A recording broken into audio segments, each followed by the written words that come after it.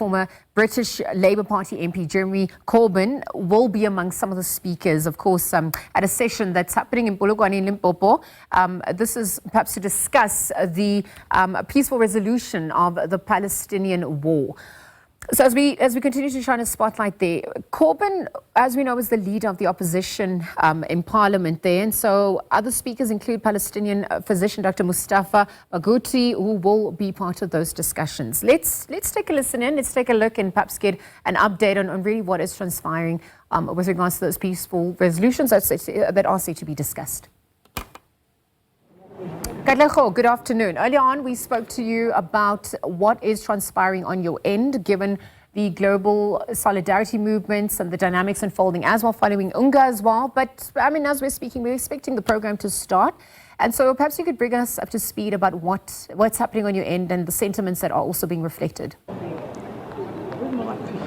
Lizel, what we can tell you at the moment is that independent British MP, Mr. Jeremy Corbyn, has certainly arrived here in Polokwane, where he'll be part of the panelists that will be leading those pro-Palestinian discussions. He will be joined by Palestinian physician Dr. Mustafa Barghouti, as well as former Gaza journalist Yumna El Sayed. While that function is expected to get underway, scores of people have started to arrive, all of them with one common message: the end of this war between Israel as well as this the state of Palestine. Well, Mr. Jeremy Corbyn joins us now on a somewhat rainy afternoon here in Polokwane.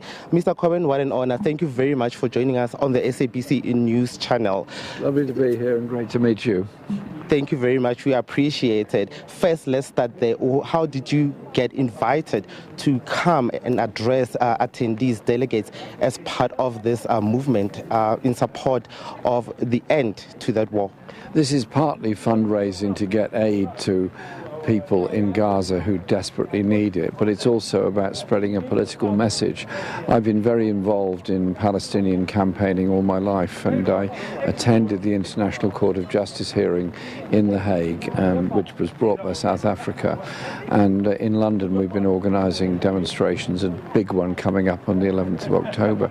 And so they asked me if I'd come, so I'm here for a week. We're doing a number of events. Last night in Pretoria, here, and we're going to Cape Town, and later on I'm going to Namibia also, to listen to people and to give a message of the need for more international solidarity. Last week at the United Nations, Israel was more isolated than it's ever been. More isolated by more countries recognizing Palestine, and more isolated because more and more countries have said they would do all they could to support the Palestinian people. But it's desperate. There are 60,000 known dead in Gaza, possibly as many as that again, bodies hidden under the rubble of Gaza. And the starvation of people, children dying from the lack of medicine, lack of anesthetic, lack of even antiseptic to undertake operations. We have to do all we can to halt the genocide, get aid in there. And the other thing I would say, if I may, is that too many of the Western countries are now deciding that they will organize what happens in Gaza in the future. No, wrong. It's the people of Palestine, the Palestinian people, to decide their future. Our demand is the removal of Israeli forces from Gaza and the West Bank. And of course, Mr. Corbyn, you've been calling for the recognition of the Palestinian statehood for many decades now. How would you characterize events and developments which have occurred since October 2023? If I'm not mistaken, it's been about a year and 11 months or so since the start of that onslaught in Gaza. What do you make, how do you characterize that time, since that time until now? It's been a period of unbelievable horror for the Palestinians in Gaza. I've been to Gaza many times. I first went there in the 1990s, and it was never good. There was always problems, either of isolation or at times of occupation, but this is the worst it's ever been.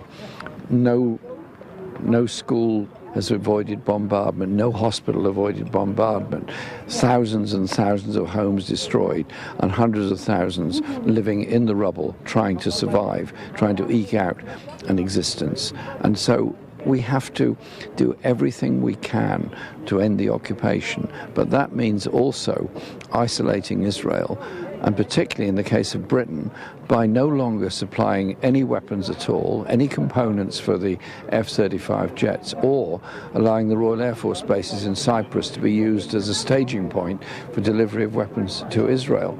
If we're serious about ending the occupation, then we have to do all those things. South Africa threw off the yoke of apartheid. South Africa took the case of genocide to the International Court of Justice. And I have to say, well done, South Africa, because you led the way for the whole world. That has been a significant move indeed, and you've mentioned there that you'll be crisscrossing other parts, including Namibia, spreading this message, calling for the immediate end to the Israeli occupation of Palestine. What will be the underlying theme of the message that you'll be delivering on your next step? The underlying theme is that global opinion makes a difference. Global opinion will help to bring about the end of that occupation. It is part of it.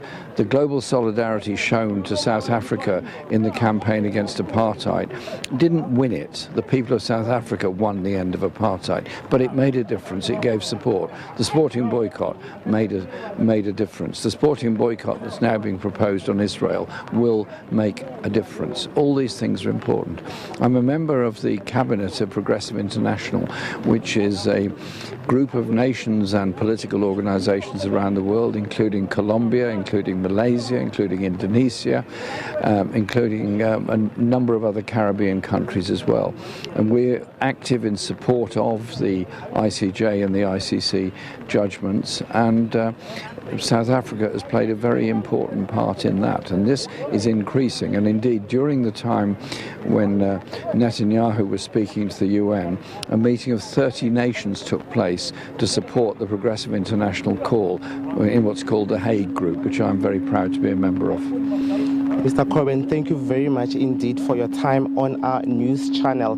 That's Jeremy Corbyn. They're mentioning quite a number of important factors, saying that they're essentially calling for the isolation of Israel, as well as a peaceful resolution, as well as an immediate end to the Israeli occupation there of Gaza, mentioning that South Africa has been playing a pivotal role towards accelerating pressure for the immediate end, rather, to this war, saying that he will be spending a week in the southern hemisphere, also will be visiting nations such as Namibia to spread this message for the pro-Palestinian solidarity, saying that they stand with Palestine, saying that he would characterize the time since the war started as a harsh brutality for the people of Gaza, mentioning there that 60,000 or so dead since the start of that war.